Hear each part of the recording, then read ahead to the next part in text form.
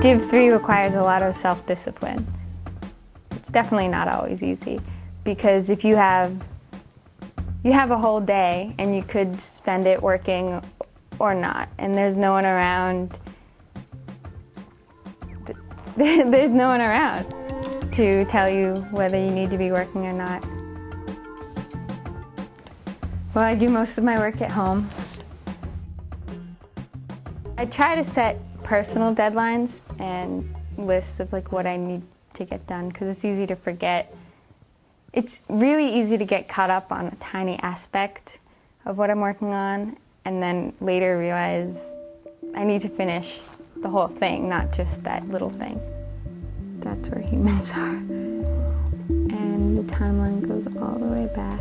Jurassic. So the projects I'm working on right now are a sort of geologic timeline that's showing prehistoric creatures in the oceans through time. So you can scroll the timeline and see what was living there. And I really like that one. I've been having problems with it.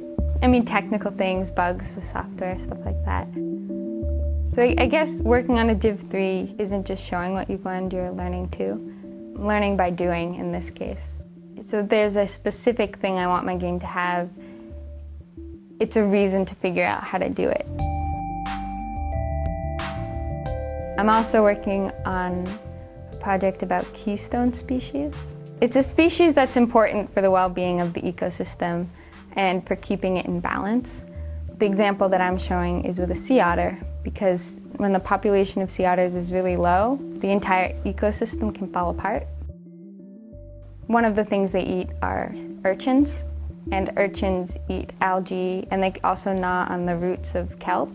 And without sea otters to control the urchin population, the kelp can be eaten, chewed off, and washed away, and the kelp forest itself is the habitat for everything that lives there. So without it, it just becomes what's called an urchin barren.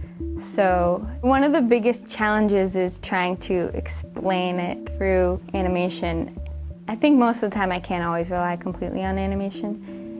In this case, there will probably be text included explaining why otters are important in their ecosystem and what's going on. Ideas. Here's just the paper is where I will jot down my ideas after I come up with them. Or I guess this is a notebook. Here's one.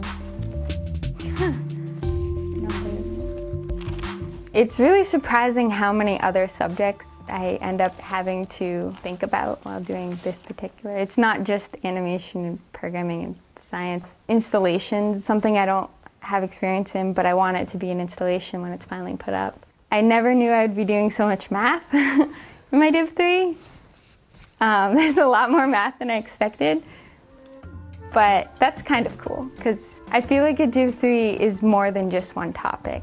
It's a lot of different things all sort of combined together.